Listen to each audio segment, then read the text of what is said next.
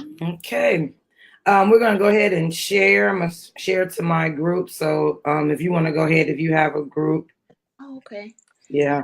I wonder how I can. Like if you go to the page, hello everyone, we're getting started. If you go to the actual link through our Facebook page, and then you can share to your group, your page, and it's like a watch party. Okay. All right. Let me go to Yeah. Facebook. Guys, we're back. We've been missing you guys on these wonderful Sundays. I hope everyone's having an awesome Sunday. I just heard, I'm from Gary in my hometown of Gary in Chicago. It is actually snowing on this April. I'm like, it's snowing in April. It's like April 13th, 14th. Like, why is it snowing in it? So, no snow here in Florida. Guys, welcome, welcome. We're so excited to be back on this wonderful Sunday. We actually have a double feature today. So you tune in. We have Dr. Thomia Campbell at 4:30, and then Dr. Treva Brown at 6 o'clock. So please stay tuned. I just want to welcome you guys all back to the STEMsation Spotlight. If you've been following us, we are spotlighting wonderful women in STEM, wonderful women of color in STEM, and we call them our STEMsations. I am Nikisha Washington, the CEO and founder of Nyla Dene Enterprises, in which we are promoting confidence, character, and class in young ladies as they become our future leaders. We're encouraging them to become our future STEM leaders since we're not represented in STEM as we should be, but we just want them to become our instill them with the characteristics and those particular qualities that our STEMsations possess. So, for further ado, I'd like to introduce you to our STEMsation of the week, Dr. Thomia Campbell. Hello. Hi, welcome, welcome. You can, if you have not had a chance to follow her or read her story on our blog, I have just uploaded the actual link where you can click on the link and you can read all about her journey as she tells us about her journey today. Guys, we want to be interactive as possible. So if you have any questions, please list your questions. We could just say hi, let us know you guys are here.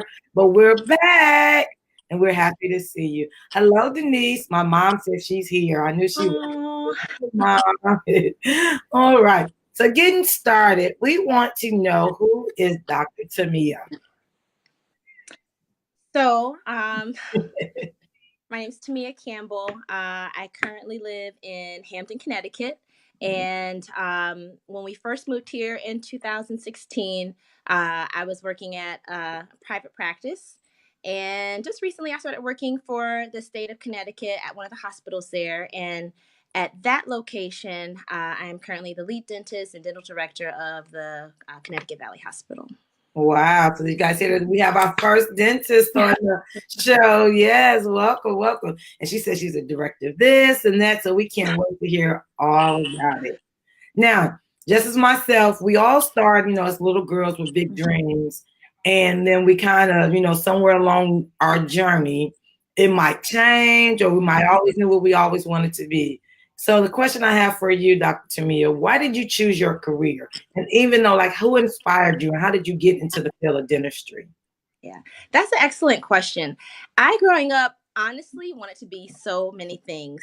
I, at a very early age, loved drawing, sculpting, making things with my hands. I loved animals. I really wanted to be a veterinarian because growing up, our parents would not let us have any pets in the house. And so I was like, you know what? When I get grown and I get my degrees and stuff, I want to be a veterinarian. I can have all the animals I want. I wanted to be a lawyer because my parents said I had great experience with arguing with people.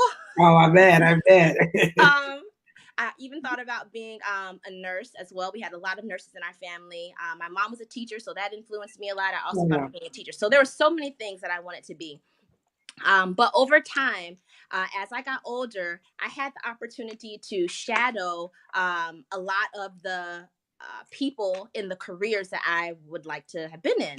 So I shadowed a veterinarian. I asked a lot of family members about their experience with nursing. My mom was a teacher, so I got to see how things were, behind the scenes with teaching.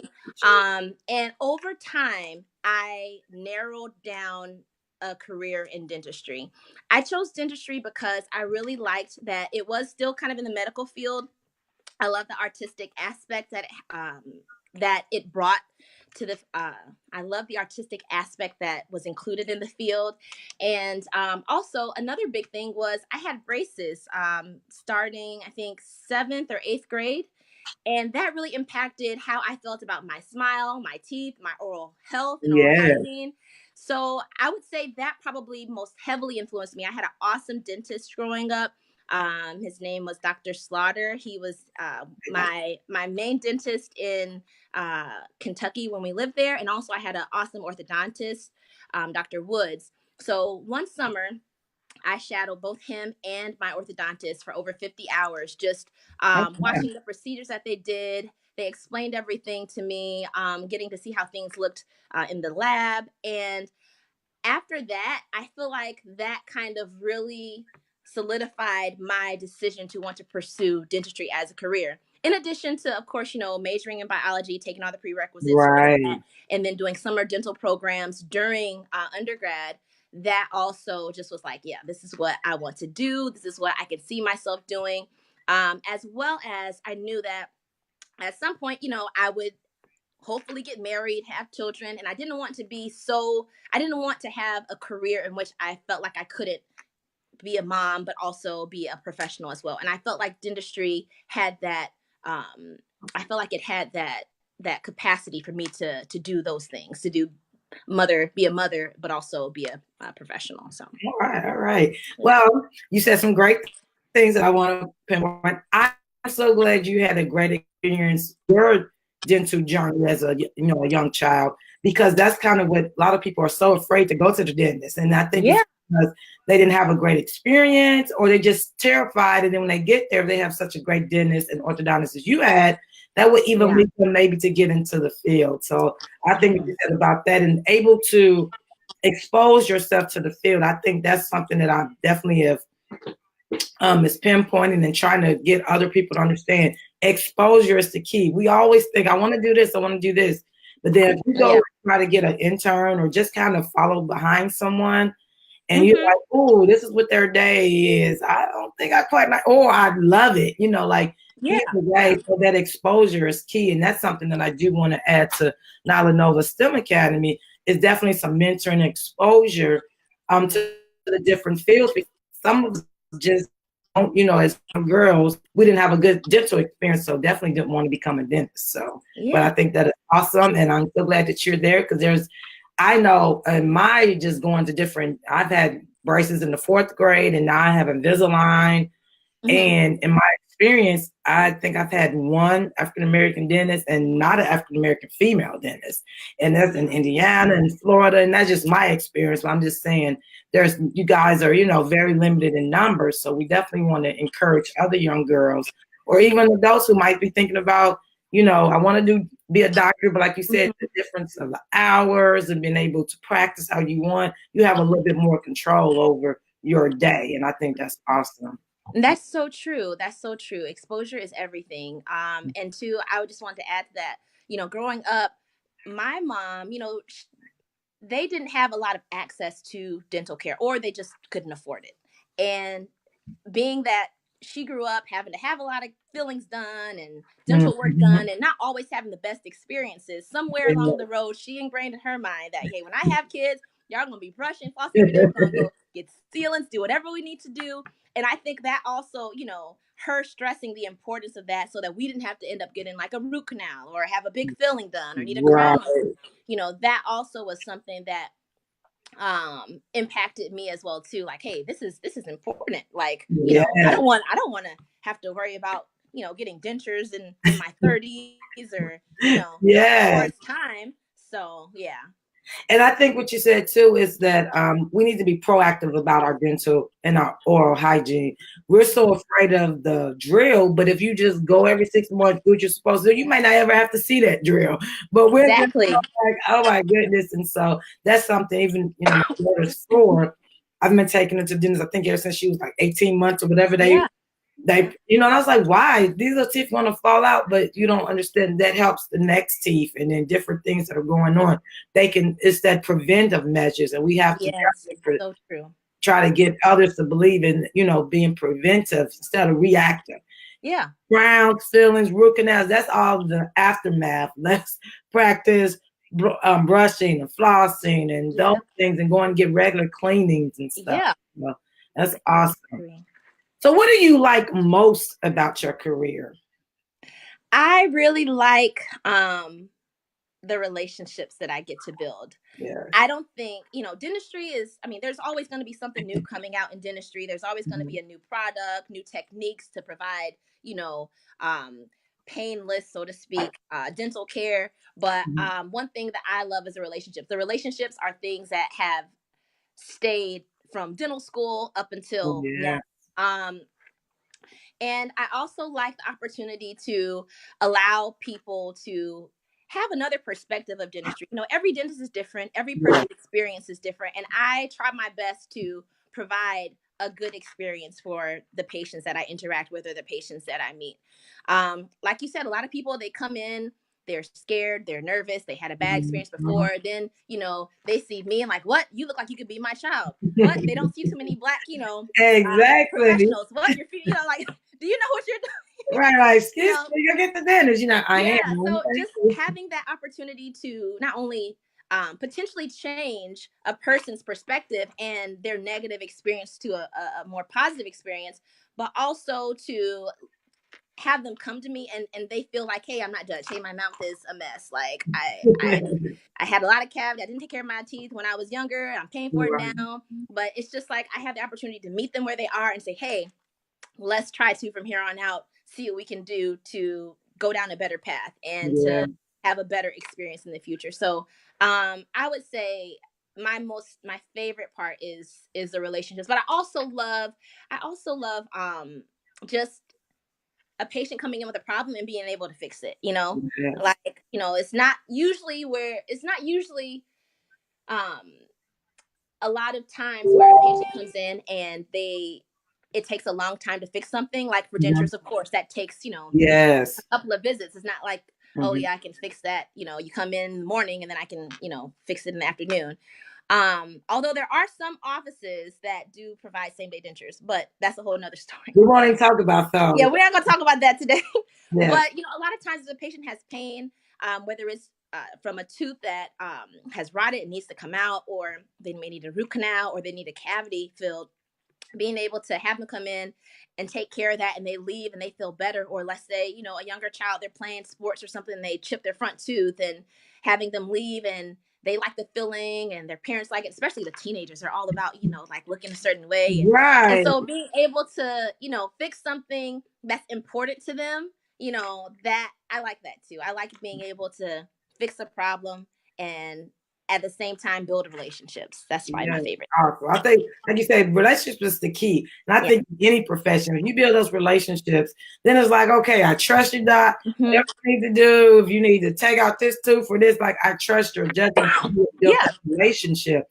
One thing I did hear you speak about, and it's some people are embarrassed. And so some of them have been away from a dentist or haven't been since they were like you were kids. And it's almost like you don't want that judgment. So you don't want that stern one coming in and like, why haven't you done this? So I think that too adds to their fear that they're going to be judged and they're going to be talked about. And they in the back like, ooh, look at those, So I think if we get over that and know that you're there to help, you're there, like you say, to meet them where they are and bring them up. And so I think that's awesome. I think that, I didn't think about that, because there it is. I remember one time I had to go get a cleaning. This was recently because I had found me a new dentist in Florida. And me and my mom was out and I didn't get a chance to brush and floss before I went. And I was like, well, can I brush? They said, don't worry. I was like, no, because I don't want her to see the stuff stuck in the back. She was like, she'll get it out. No, I need to get it before. Like, I need my teeth clean before I get them clean. And they were like, you'll be fine. And I was like, okay. And I was like, now she's going to talk about it, but it's fine. She's like, it's great. You're doing great, but it was an initial fear that I even had, and I know that I normally would brush and floss, but it was time ran away from us. So I definitely understand this. Now, being in such a career, especially of yours, where you definitely have to have a good bedside manner, and even though I say bedside, but there chair side. people, people are just terrified. But even like I know we're talking about people that are just popping up with same day dentures type things. What would you change about your career or the industry of dentistry as a whole? Like, what would you like to see changed or improved? I feel like there is such a, I don't know. I've had patients when I worked in private practice Okay. where they come into an office and they feel like the provider, whether it's the hygienist or the dentist, is just trying to like find things to take their money. Like every time I come, I got a new cavity. Every time I come, I Yes, this I and know that. I felt that way. Now Yes. part of that would be prevented by, again, going back to prevention, where you're coming routinely, because a lot of those Mhm. patients who have a lot of things may not be coming routinely. That's And true. then also with relationships, because again, if you trust your dentist, you're not going to be questioning, oh, are they trying to, get more money out of me? Or are they trying to, whatever. Right. But I wish that, one, there was more access to care. A lot of dental offices, they do not accept, well, the trend in private practice is some are starting to accept less state insurance, because you're not going to get as you're not going to get Right. reimbursed as much with the state insurance versus a private insurance. So a lot of patients, they may be at an office for years, and let's say that office changes what insurances they accept, and then if they don't accept theirs anymore, they're either forced to find another office, or they'll have to pay out of pocket more. And that's kind of like a deterrent. There's a lot of, and I mean, I know how it is to be on both ends of the spectrum. When I Right. was in private practice, I had to get credentialed for private insurances. I also saw state insurance patients. And then also, now that I'm working in an office, not an office, but a hospital, that we only see like Husky patients, which is the state insurance for Connecticut. Okay. I don't see any private at all, Oh, wow. Okay. but I think it's just hard for patients to, either where they live, they don't have access to it, or the places where Mhm. they live and there is access, their insurance is not accepted. So Yeah. I don't know exactly what I could do to change that, Mhm. aside from um, trying to work in places where patients who have state insurance can be seen. Or since I don't work in a private practice anymore, I try to do things that, like, they have different programs where schools may have screenings, or Yeah. Mhm. things where the community can Low come to a income place or to, something. to get Mhm. dental care or screening or whatever it may be. And I think that can kind of help in terms of the access. But the bigger picture is just patients, one, having access, and then also two, um, making sure that they have somewhere that accepts their insurance. I wish Okay. I could change that. Yeah. um, but again, there's so many things, like I said earlier, prevention. How do people even know that their teeth are important? Is there, not everybody has a parent that's going to be like, hey, you need to make sure you're seeing your dentist every 6 months, right? Because if Exactly. we're preventing, then a lot of times when they come into the office, they're not going to have as much or as many issues as they would Right. if You they mean didn't come for a long time. And right. then after prevention, we're thinking about relationships. If you actually trust your dentist that you're with, you're not going to mind paying more, even if they don't accept your insurance. You're not going to be worried if they're ripping you off, if they propose a certain treatment to have stuff done, and things of that nature. And also just being aware, like our church in Maryland, and then also our church here, they have like different health fairs. So they have things where um, different professions in the church, like whether it was medical Mhm. or people, they had skills with doing hair, so the beginning of the school year, like in August, the end of the summer, Mhm. starting of fall, Mhm. we had this thing in our community at our church here in Connecticut, where people would come, they got backpacks, they got haircuts, they got blood Right. pressure screenings, they got, Mhm. and now we didn't have dental at the time because I had started coming to this church, so maybe I can try to change that and maybe do Right. like a dental screening.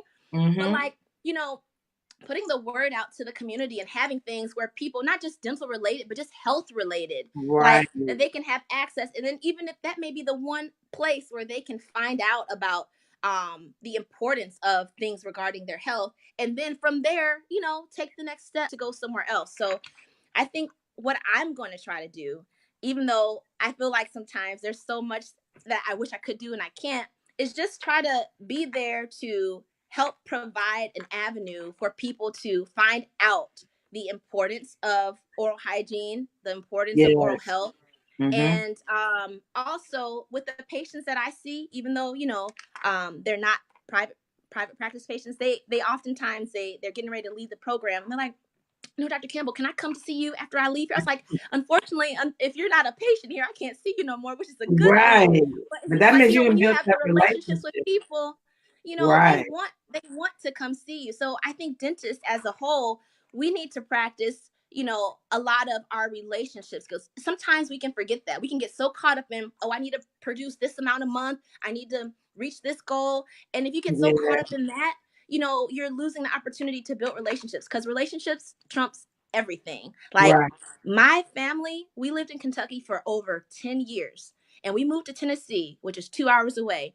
And my dentist, Dr. Slaughter, he's, an older Caucasian male. Mm-hmm. We went to him for so many years. And even when we moved, my parents we would drive 2 hours Oh wow. Yeah, to y'all go love to Dr. get our Slaughter. cleanings, I'm serious. Oh But wow. that's a testament to the relationship that we had. My Yeah. mom just now found another dentist. I'm like, Mom, you can't be going, me and mine aren't home with you.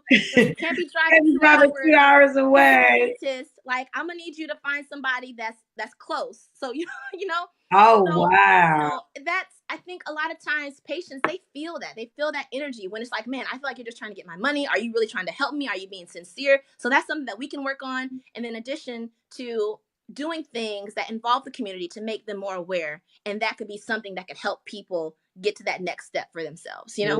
Right. And two things I want to piggyback on what you said. I was just thinking about my daughter who's in preschool, 4-year-old.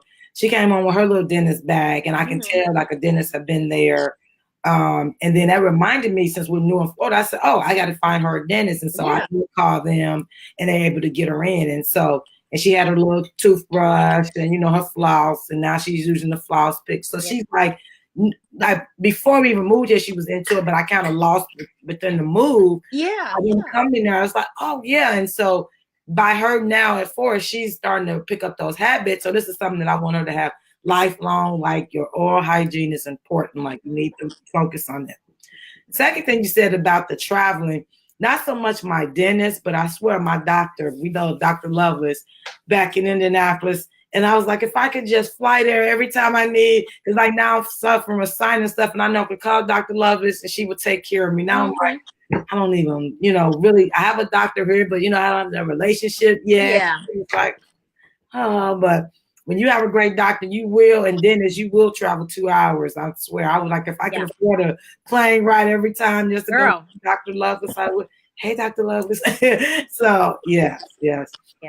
Now, I had mentioned at the beginning, like I know in my, just getting my teeth done ever since a little girl. I hardly ever ran into African American dentists, but also definitely an African American woman dentist. And I know I heard that you said you're like a director and you do a lot of stuff in your program. How have you combated the stigma of being a woman of color in STEM? Like, do you find that you're under the microscope more? Like, you have to break down stereotypes? Like, how do you deal with it? And someone else is coming up behind you, what advice, you would give to them? Yeah, to answer that question, I definitely feel like I am under the microscope a little bit more. And it may not necessarily be totally because, I'm African American, but it also may have to do with that I'm so young. Yeah, like, yes. Everybody that I work with, I probably am like the youngest. Actually, I take that back. There is one person I had orientation with that was maybe a year or two younger than me. That's a pharmacist. Okay.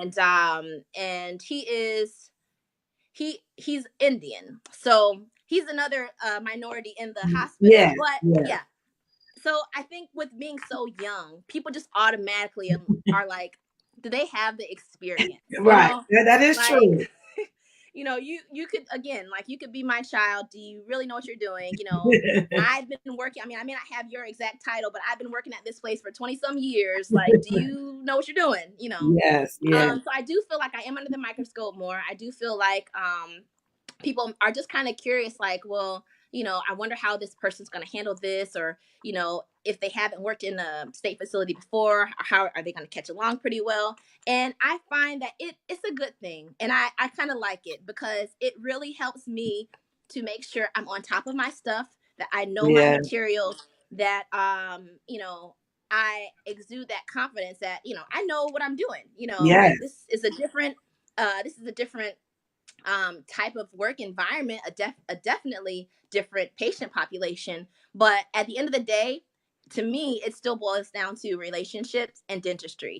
And I'm very good. I feel like over the years, through dental school, through residency, through working in private practice, and now in this new phase, I feel like I've gotten really good at those things. And I like the pressure because I don't feel like I've ever taken as many continuing education classes as I've taken, which is additional classes or different courses to learn more about certain aspects in your field. Each state has a requirement every year for dentists, physicians, health professionals to take. So I take it to stay up to date with that, but also for myself and with the population that I'm treating, to learn more about what I can do to become an even better dentist. So it's really forced me to stay on top of what I'm learning and push the envelope and learn more and go to extra courses. And thankfully, my job supports, if I have to go to a conference or continuing education course, that's a day that I don't see patients, they're really great about allowing me still to get, paid for that day and then go to that course. And, so I'm thankful for that opportunity. And it's really been a blessing. It's been humbling because, like you said, I am young. I'm not used to how things work in a different type of, state facility. So I look to the people that I work with very closely. And you have to be willing to take advice. Just because you have your doctorate doesn't mean, you know everything about how certain things or certain areas are run. And so you can't come in there like, I'm the new sheriff in town. Right. I don't want to hear anything. I got this. You know the things pertaining to your field, but you also have to have the humility to be like, hey, this is new to me.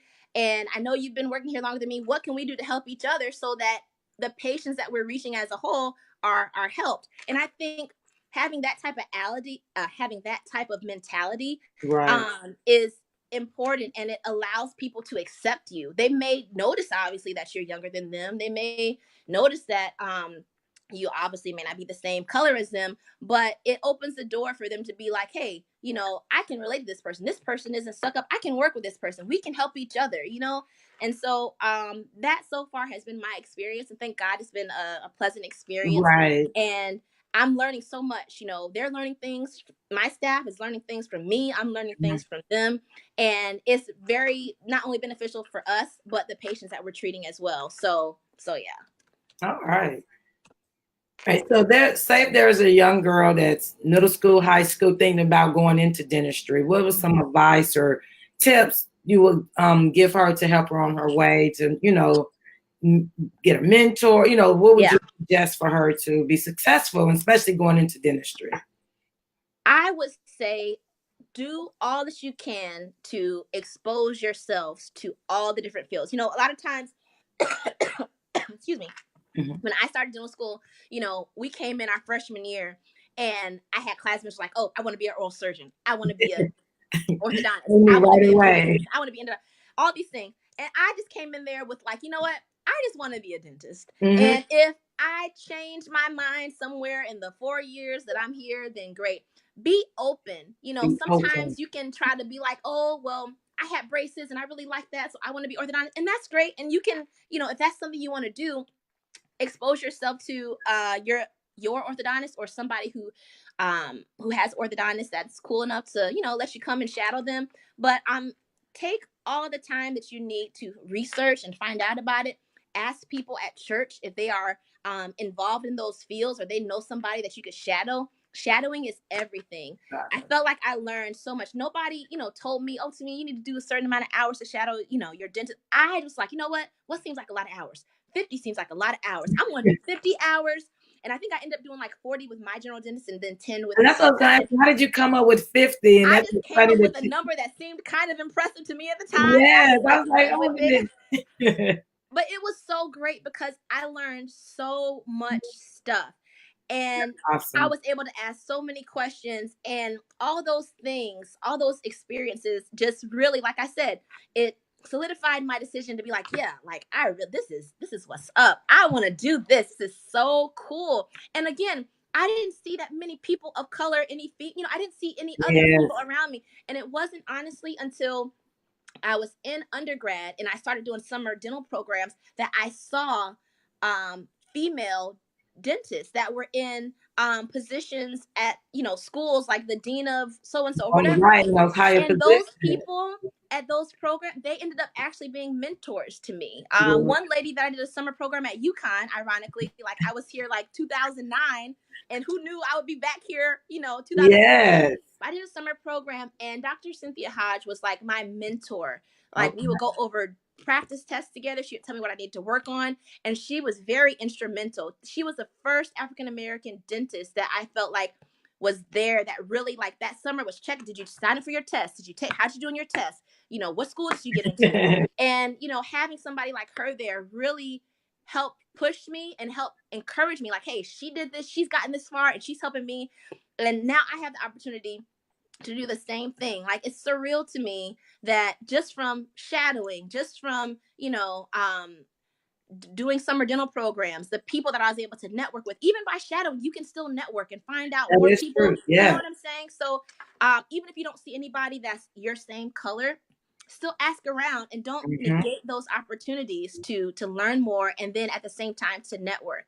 Because now it's crazy, because I find myself and the same, Dr. Campbell, can you write me a letter of recommendation? Oh, and it's exciting, humbling, and so surreal, because I'm like, man, I was just asking for somebody to write my letter of recommendation. Recommendation. Now And you doing. they're applying for dental school, and then people are getting in like, oh, I got in, thanks so much. And it's just like, and it's like the circle, you know what I'm saying? Like it just comes back around. And I'm thankful for that opportunity to be able to help somebody, because so many people helped me. I didn't have anybody in my family that was a immediate family that was a physician, that was a dentist, that was a Right. doctor.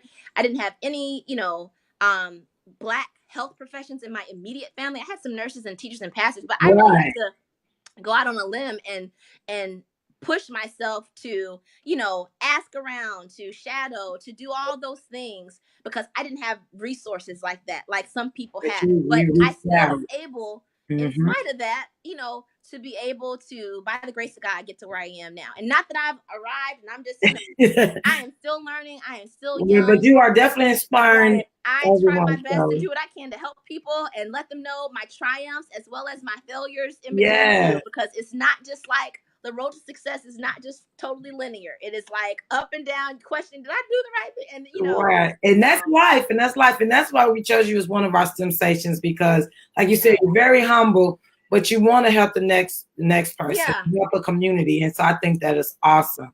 So with that said, what are your future goals? Where is Dr. Thomia going?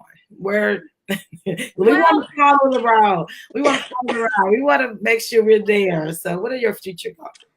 so my future goals, it's funny because I have a lot of friends that I went to school with that they're, now they're opening their own practices and doing all this stuff. Um, and of course now we have kids. We have fraternal twins. So, Oh, having a family and kids, that kind of changes, sometimes you have to adapt your goals a little bit to those things. yeah. But I Life. see myself, excuse me, I see myself continuing to work either private practice or for the state, but I probably want to work a little bit less in the office, and also I want to try to start working for like some type of like school or like dental school, just because I really want to give back in the capacity of um like, for instance, when I was in dental school, we had faculty from private practice. When we started clinic, they would be overseeing us when we started seeing patients. So Okay. I really loved when we had those faculty from outside of the school come in, because they Yeah. gave like real perspective of how it is in the real world. Yeah. And I Real feel like life. I learned so much more from them. So I want to do that. I kind of want to do like the same thing, be some type of Okay. like work part-time at like an office or for a state, but then also work in an academic setting, because not only will I be able to help younger students, but you're still going to have to be on the forefront of what's like new in The dentistry, new because you're going to be technology. teaching students who are growing up to be dentists like in the future versus like when you were a dentist, you know, and so many things are always changing. So I kind of want to, that's kind of like how I see myself working in the future. And I think you'd be awesome. You can just see your passion and just it's evident that you love what you do and you love teaching. And so I think that comes from your mom having that teaching Yes. spirit. Oh my gosh. And so I can just see you like, I want to go in there and just help them. And I can see, and I think it would be awesome. And I think that's what the next round or next generation of dentists need to understand about building relationships and having someone that is passionate as you are, not just about dentistry itself, but the relationships and the people that you guys will be, you know, servicing. So I think that's awesome. So it's just, you can just tell. And so it's just funny. I just talked about your mom, but the next question is about your family influence. Mm-hmm. Tell us all about it, you know, who you want to shout out and thank and all that good stuff. My gosh. So my immediate family, like my mom, my dad, my brother, they have always been, and also not just them, but like my mom's side, excuse me, they have always been so supportive. I hear a lot of parents, and now that I'm a parent, you know, it's like, oh yeah, I want my kids to grow up and be a doctor, a lawyer, all these things. My parents, ironically, you know, they never forced me or told me I had to go to a certain college, a certain school to be a certain thing. I remember my dad saying, if you decide to be a person who takes up the trash, you be the best garbage picker upper that you can be, you know. And, and I'm not saying that the people that do that are they're not important, because everybody's job is important. Definitely. But basically, if you know, decide not to be something just like super big and fancy that the world would think is amazing, like you do your best at whatever you decide to do, and you do it well. And like I said, my dad was a pastor, chaplain. My mom was a teacher, and in my own way, like I told you all earlier, I decided to pursue the career of dentistry, and they didn't ask me to be a doctor. They didn't ask me to be a dentist. They just knew that I liked certain things in that field, and that whatever they needed to do to support me, they were going to do it to help me. And they did just that, you know, prayers, sending money, paying for a lot of stuff. Yes, we need that. Sending care packages, like whatever it was, like that really, and I didn't feel a lot of pressure as a child. You know, I think a lot of times I had classmates of mine in dental school who they were their first year, and their parents basically had paid for their education. And they, you know, you find out because you talk to people, but they didn't want to be a dentist. They just were there because, you know, their parents expected them, or they're so, you know, they had people in their family that were dentists. And I'm just like, what? Like, hold on, y'all. As much as it costs to come here, y'all don't even want to be a dentist. You don't know if you want to be a dentist. Like, and then like to do it, like it's not like an easy, you know, just like, going to class. Hard. Like it is hard. I wanted to quit so many times. Like, I'm not even gonna lie. Like, it was so hard. Like undergrad, I was a biology major. I thought it was hard, but by the grace of God, I still finished, and I did well. I graduated. I come to dental school. I'm like, Lord, help me not to fail out of school, because this is the hardest thing I've ever done in my whole life. It's hard. It's definitely hard. So, you know, so I'm thankful that I didn't have pressure. Like my parents didn't put pressure on me to be a certain thing or do a certain thing. They just encouraged me to do what I felt like I was really drawn to or really liked, and to do my best. And I feel like that really helped me, because I knew whatever I decided to do, I had their support, you know. And so I knew from that I was just going to do my best at trying to reach whatever career goal I set for myself.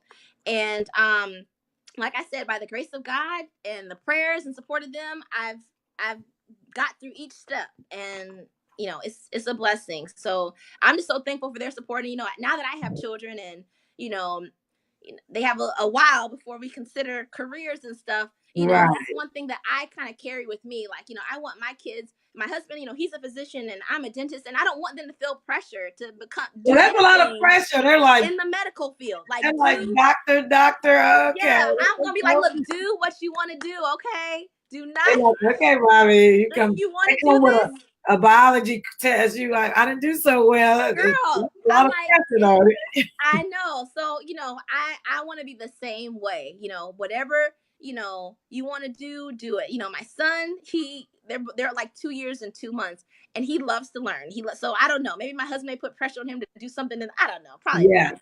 But like my daughter seems like she may be more of the artistic one, and my Right, son she's just he like, seems like he's a smarty pants. So we'll see what the future holds. But that's just the best, the best thing I think my parents could have done was just supported me. And when you're growing up, through teenage years and especially like early 20s, you're still trying to find yourself, you're still trying to figure yourself out. And to feel like, oh, my parents, they want me to do this. I'm disappointed if I don't become a lawyer. I'm disappointed if I don't do, and be this specific profession. Like that's a lot of pressure to put on children. It is. So, I don't want to do that. And I encourage parents and children alike, whenever you find that you have a knack to do, whatever you feel like you're really good at, pursue that. Pursue it. And don't let anybody tell you you're not good enough. There have been plenty of people who I have, people, oh, well, your grades aren't good enough to do this, or I don't know, at the end of the day, God has the final say. And if you do your best, wherever you are meant to be, you will be at the end of the day. You just keep doing your best, putting your best foot forward, and God will bless your efforts. And I'm a testament to that. So yes, say that. Yes, I love it. I love just spending this time with you. Your energy, your passion is evident, and you have spoken some wonderful words. The last question is just, it kind of goes with your future goals, but you already kind of talked about it, but like giving back. I know you mentioned about working in the school, giving back. Is there anything else? And this is like your chance to thank anyone, just kind of like our ending. But I think you're awesome, and I would love to get you here again because you are awesome. Yeah, no so many words of wisdom, and I think that young ladies need to see this. That it's okay. Yeah. And parents, I think what you said was key about parents not pressuring their children. I know I have two sons that are 20 in their 20s, and they both went in different paths, and it's like, okay, I support your path, and I'll be like, you're okay. I kind of do my check-in, but you got to. Excuse me. So your way of giving back, or just kind of what else you want us to know, any fun things about yourself, Yeah. So what I currently do to give back, I have an Instagram page, Thomia Campbell DDS, and I post things of just inspirational things, pictures of me, myself, my family, all that stuff, dental related stuff.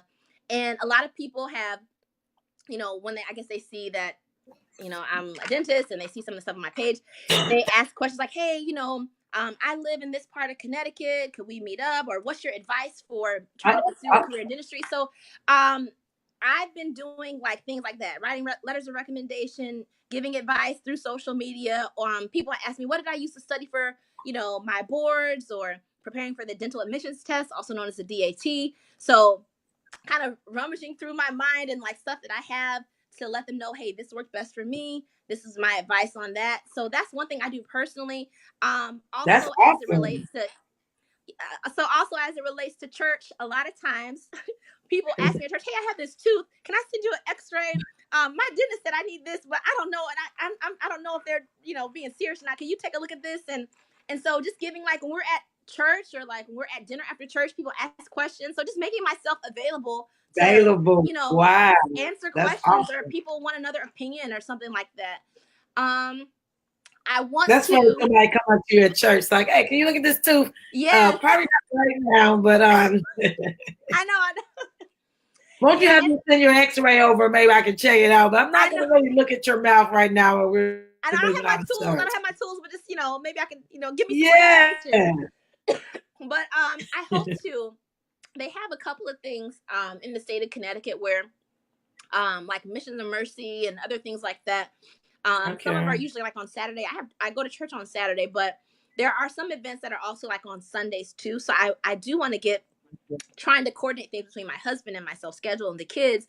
I do want to get more involved in doing stuff like that. So I kind of do more like personal one-to-one things, but I would like to be involved in more corporate, like, reaching out to like the community and more of the people in the state. So that's a personal goal of mine, to be more involved in that. But aside from that, my giving back, as well as just staying abreast on current things in dentistry, going to conferences, seminars, to expand my knowledge on what I can do to help better treat my patient population and just people in general. So you're doing a fabulous job. So awesome. I'm sorry, you're doing a STEMsational job. Yes. Yeah. Well, I would like to thank you. You have been like, this has been awesome. You're our first dentist. And I think you really set the tone of like the building relationships, giving back, and just stopping the stigma and the fear of going to the dentist. It's okay. Take care of your teeth. Everyone's, really, big about taking care of their bodies now and changing their lifestyle, eating habits. Yes. Now, you can't walk around here with a yuck mouth. Now, that's true. You got to take care of all parts. That's part of, healthy lifestyle and well-being. So we just like to thank you for this wonderful time. I don't know what happened last time we weren't able to get on. I know. I'm glad you stayed with us and chose to come back and grace us with Thank you for having me. You're awesome. Thank you. We're definitely going to be keeping in touch with you because we definitely want to start a mentoring, just like a virtual mentoring program. Like maybe someone that can connect with you just so they can ask you those questions and stuff. I did put your Instagram on there. You said Thomia Campbell DDS where they can come ask you questions. If they follow you read your article, it has your contact information as well. But share the article, guys. She is awesome. Dr. Thomia, thank you for joining us. You have a great rest of your evening. Kiss the babies for us. Will do. Thank you. And we'll be in touch. All right. Take care. Thank you. Bye-bye.